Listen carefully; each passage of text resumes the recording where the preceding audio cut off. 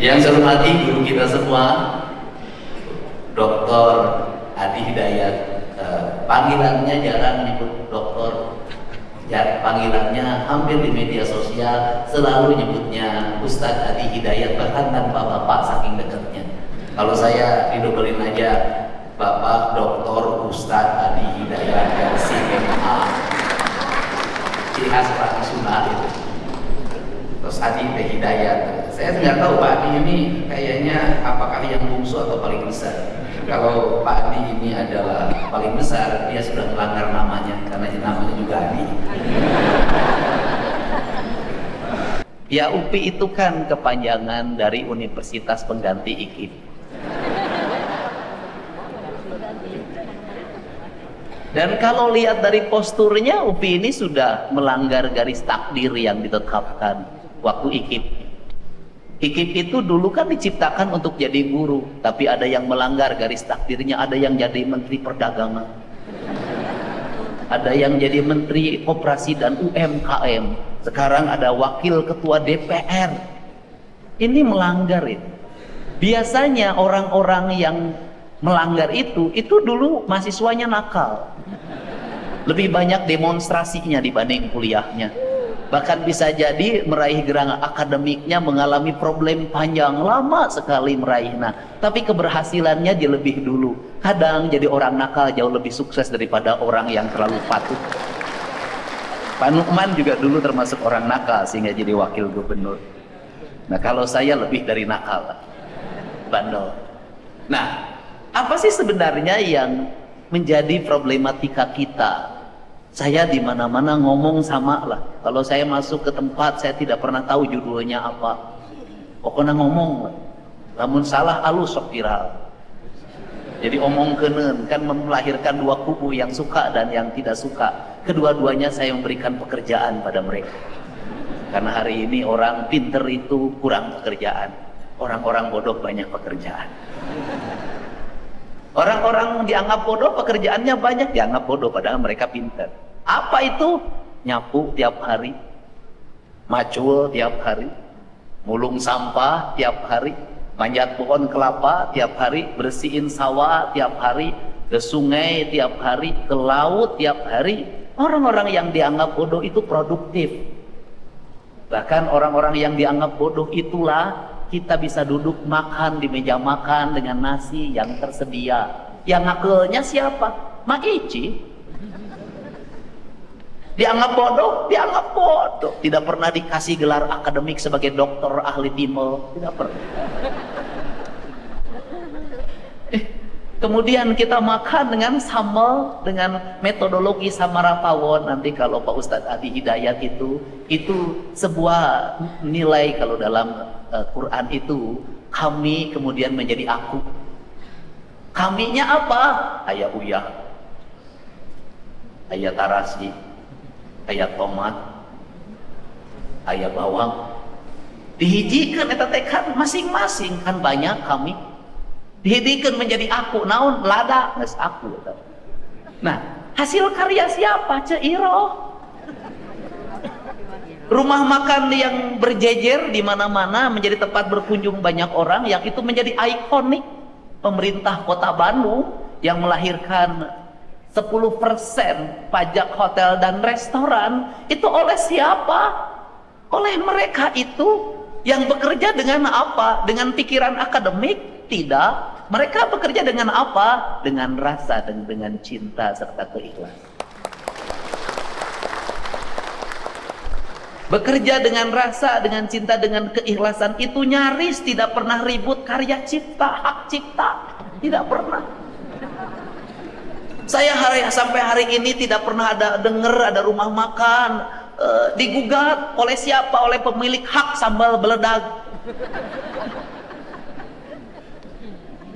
Tidak pernah digugat oleh pemilik hak sambal apa? Sambal tarasi, sambal oncom.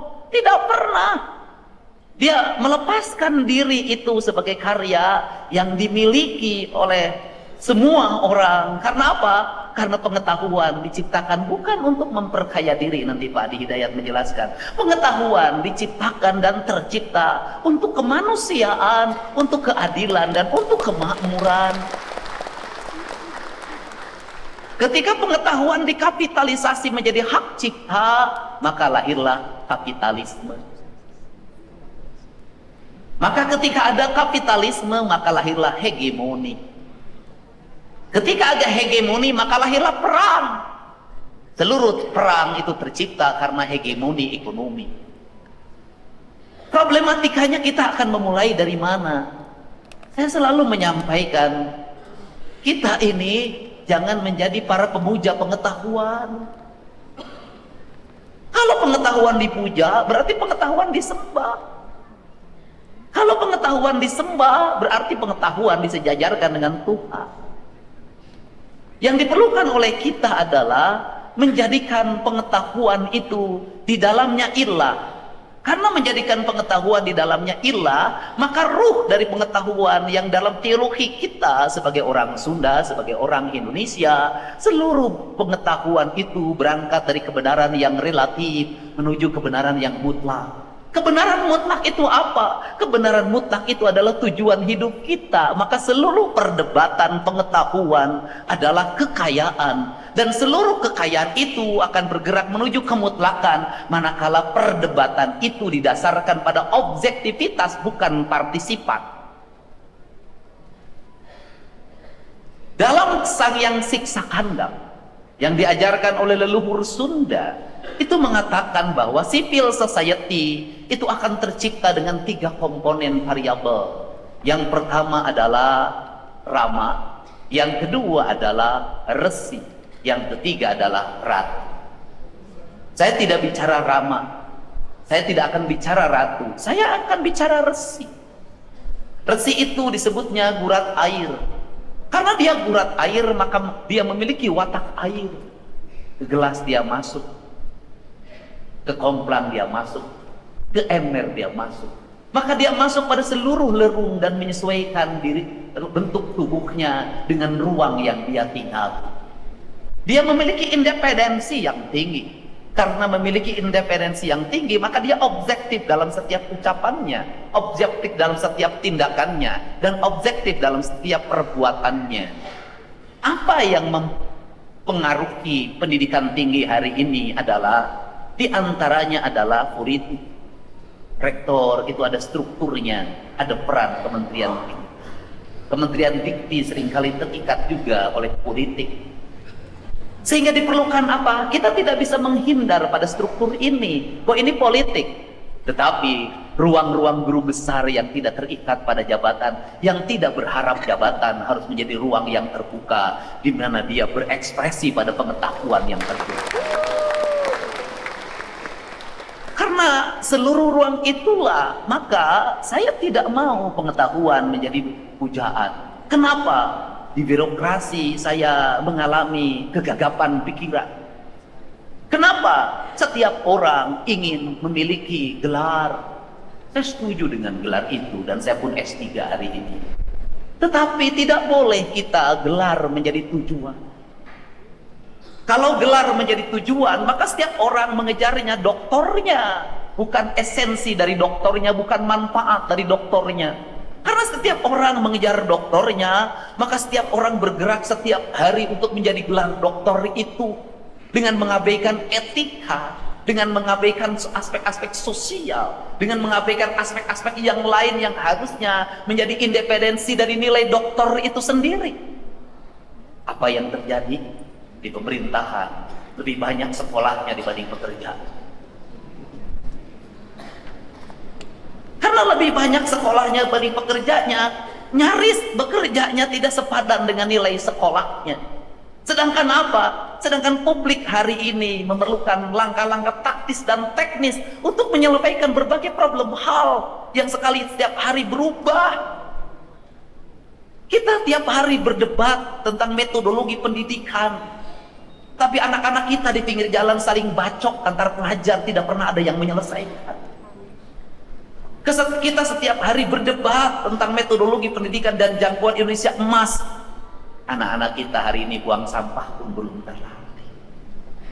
Toilet di sekolah pun belum bisa ada yang membenahi. Kaca di ruang kelas kotor pun nyaris tidak peduli. Ini kan problem.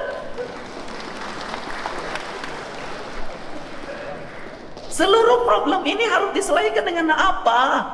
Rupanya kita hari ini harus segera mengevaluasi gelar terstruktur, harus berimbang dengan perilaku kultur.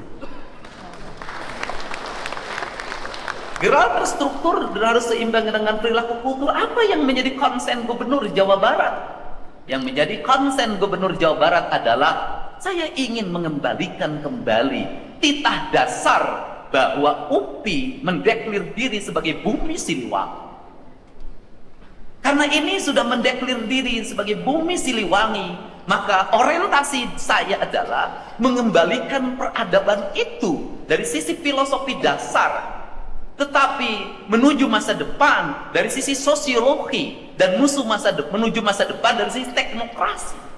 Berpikir saya tentang Siliwangi bukan mengajak pada abad kerajaan, tidak, tapi saya mengajak pada bahwa kita bisa membangun masa depan dengan filosofi dasar yang diletakkan oleh leluhur kita, yang menyatakan diri sebagai bumi tempat berpijaknya spirit silih asa, silih asih, silih asu, nulung kanu butuh, nalang kanu susah, nganter kanu sieun, nyaangan kanu poekeun, deudeuhan welasan asihan. Prinsip-prinsip dasar pendidikan yang meletakkan Pancawaluya sebagai basic dasar pembentukan karakter manusia Sunda.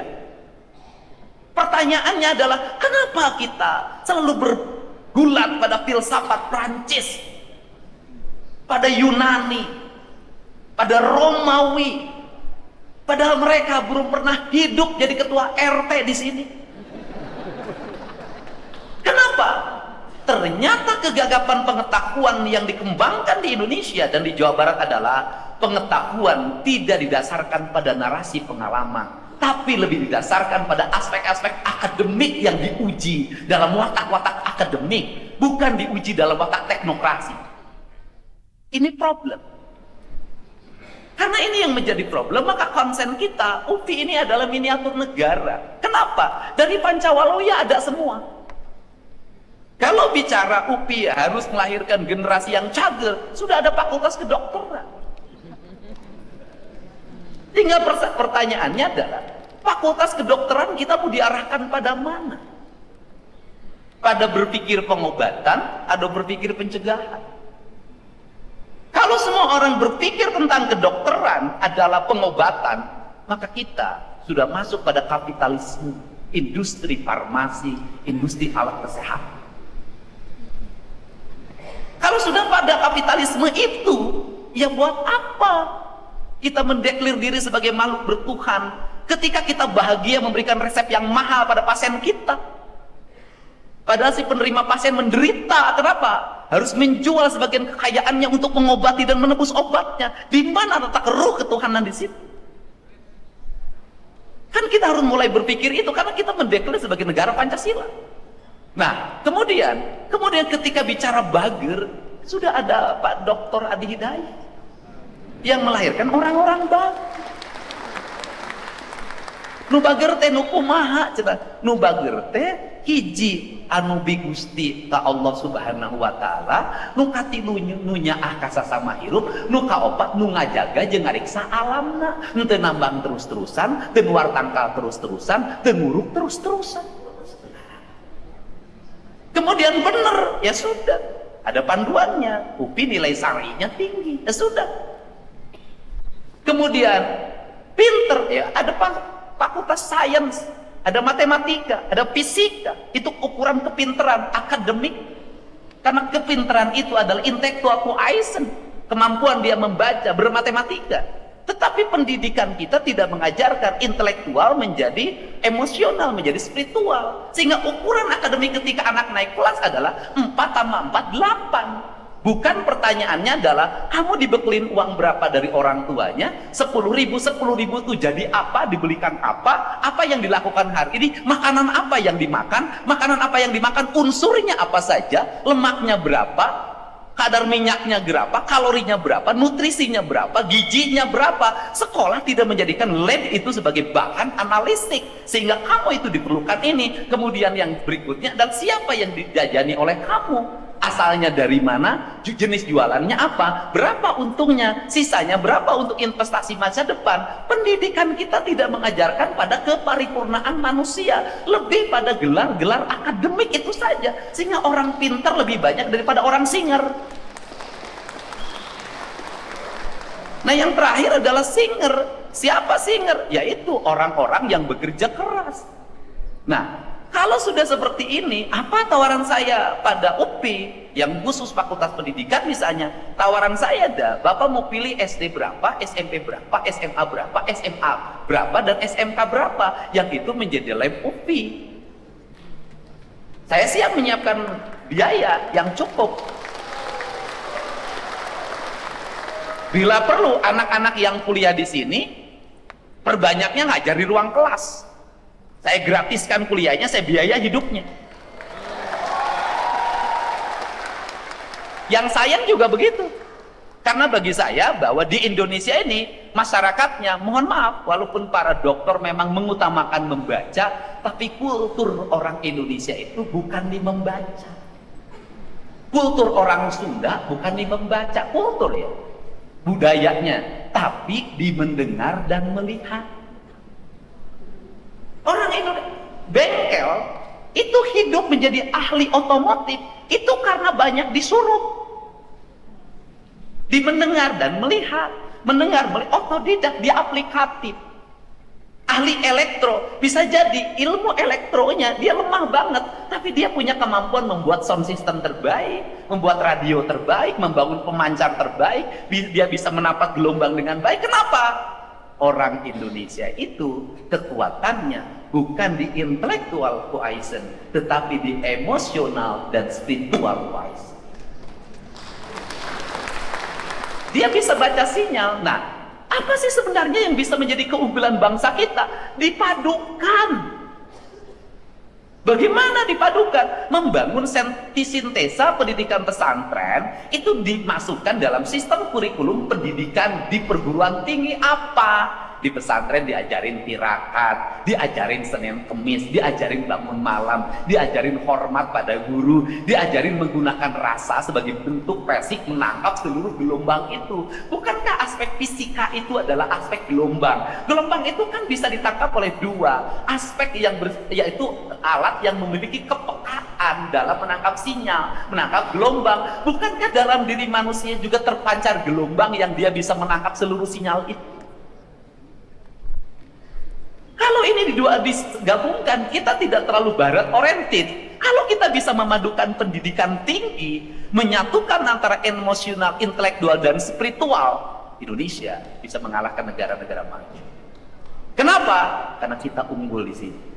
Kenapa? Dia punya kecepatan dalam membaca, tetapi dia punya kecepatan dalam menghitung, tetapi dia juga punya kecepatan dalam membaca masa depan. Kenapa? Dia mampu membaca tanda-tanda perubahan berdasarkan gelombang rasa yang dia miliki. Maka itulah yang disebut dengan ni indung kawaktu, ni bapak kajaman, pindah cai, pindah tampian. Yang terakhir, ini Pak Rektor bicara tentang bab. Orang Sunda itu memiliki falsafah kehidupan, falsafah pendidikan, dan falsafah ketuhanannya, yaitu bambu. Kalimatnya sederhana, congo nyuruh kanapu. Orang Jawa itu falsafah keris, karena orang Jawa dulu tertradisi berperang dengan menggunakan logam. Keris manjing kasaran. Orang Sunda itu tidak punya tradisi ekspansi, keluar batas kemudian merebut. Kenapa? Karena dia perkakasnya hanya bambu. Karena perkasnya bambu, maka dia membangun peradaban bambu, rumah dari bambu, pagar dari bambu. Dan bambu itu cermin pendidikan paripurna. Apa itu pendidikan paripurna? Congo nyuruh kana pupu kaluhur sirungan kahandap akar. Artinya seorang insan akademik sebagai pencipta pengabdi, kalau saya dulu itu pencipta akademik yang memiliki basic dasar perguruan tinggi adalah pikirannya tembus ke langit tapi kakinya berpijak di bumi. Dia hidup dalam kehidupan masyarakat. Nah, kemudian dalam falsafah Au itu ada Congo. Congo itu rakyat dengan banyak ranting di mana-mana. Maka dia diberi tugas biasanya nutupin kolam agar tidak dicuri orang. Dan bambu itu dari sudut pandang manapun indah, dibikin wayang-wayangan. Bambu itu adalah sebuah pohon yang berbicara dalam setiap waktu. Sudut pandang apapun, bambu itu adalah kehidupan. Kemudian puhu itu paling bawah, maka kalau mobil mundur itu puhu biasanya ganjil. Puhu itu adalah pamimpin. Pamimpin itu apa? Dia, kata orang Sunda itu, pamimpin itu boga tilu sifat dengan nate cenah, bisa diusahakan, bisa diupayakan, bisa diberi. Dia memiliki kelenturan, dia memiliki ketangguhan. Maka saya kalau ketika memimpin, ada kalanya saya tuh memeluk dengan tangisan, ada kalanya saya memberi, tetapi ada kalanya mata saya melotot kayak preman. Karena ini yang dipimpinnya beragam sikap dan karakter. Kan tidak mungkin saya menghadapi para penambang, hapunten, ku abdi tambangna pada ditutup. Eta punten, mobil meni aragu, kapasitasnya 40 tonan, resah.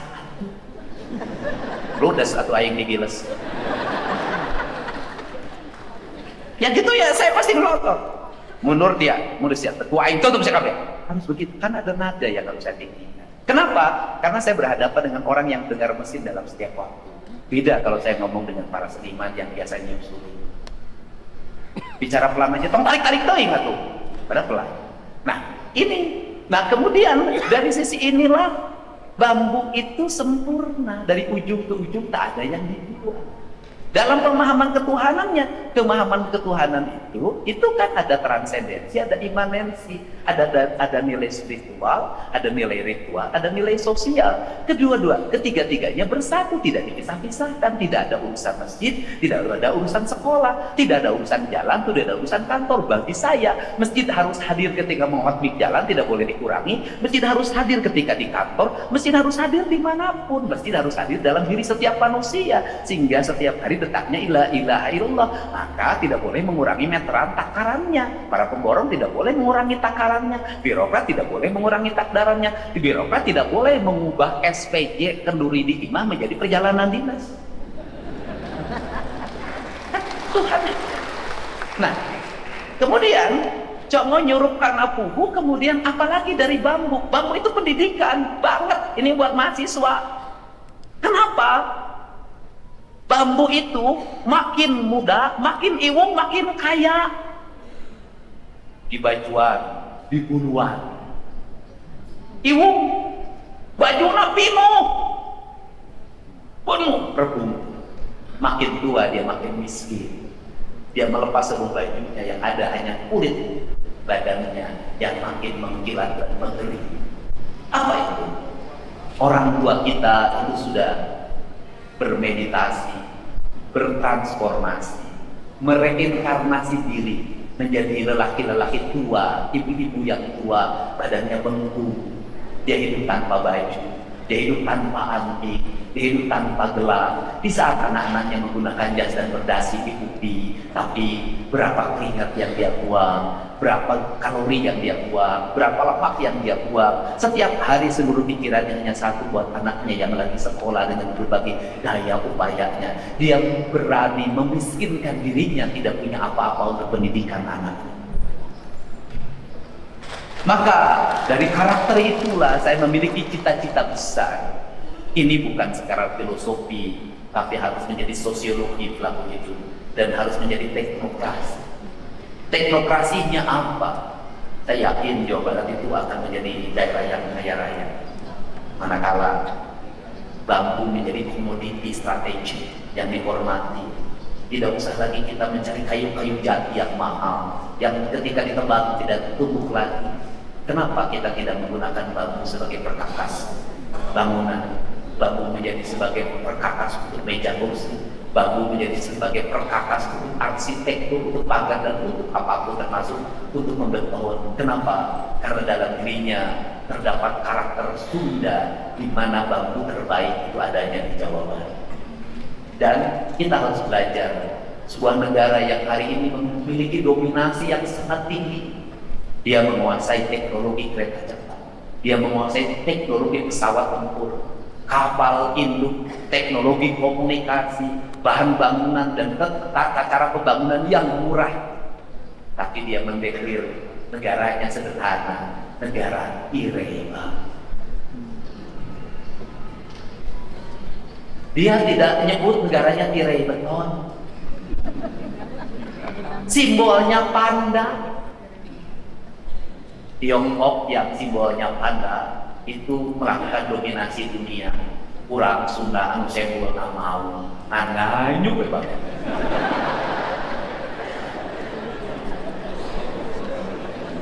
Apa yang seringkali membuat kita ini tidak maju? Kita selalu mengambil simbolnya yang terlalu ideal, gagah, hebat. Akhirnya kita menjadi para pemuja simbol. Balik ke imam, Bapak itu Bang Nagib,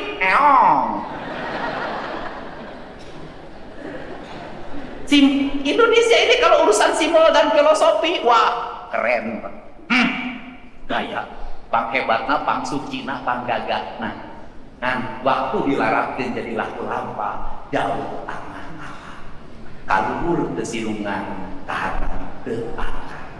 Dan agar kaluhur desirungan karena pakaran, UPI adalah sintesa bagi Jawa Barat masa depan dan Indonesia masa depan. Kenapa? Karena sangat yakin terhadap rektornya, Guru Cile kentel bejit. Bisa dilihat dari tampilannya yang kurus dan perutnya yang kentel, hampir nyatu antara depan dan belakangnya. Saya yakin di tangan Bapak ini universitas akan menjadi universitas terbesar, terdepan, termaju, terrekrutasi, dan tersoleh. Itu saja, saya ucapkan terima kasih. Karena bagi saya pidato panjang, pendek, menarik, tidak menarik sama saja. Ujungnya pasti diminta bantuan. Terima kasih. Allahumma biqla taufiq wa hidayah. Assalamualaikum warahmatullahi wabarakatuh. Salam.